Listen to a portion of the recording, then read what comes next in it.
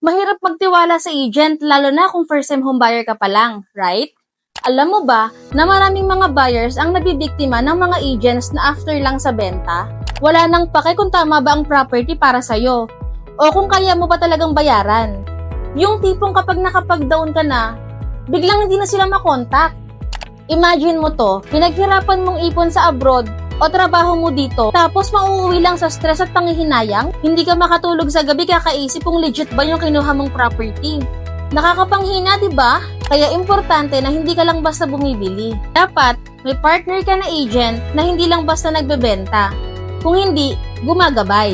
Ako si Mary Rose Santos. Hindi lang ako basta agent. Kaibigan mo ako sa journey mo to home ownership. Full assistance mula simula hanggang matapos. Siguradong safe at legit ang proseso.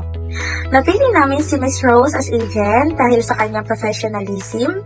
Bilang first-time home buyers, malaking tulong ang maingat na pagpapaliwanag niya. Hindi lang siya basta nagbibenta ng bahay, tinutulungan niya rin kami mga home buyers na mapili ang best investment para sa amin. Ngayon, ready ka na ba para makuha ang dream home mo? Pero paano nga ba magsimula? Gusto mo bang malaman kung legit yung property na tinitignan mo? Scan the QR code below now for a free assessment. Huwag mong hayaang maloko ka sa bahay na pangarap mo.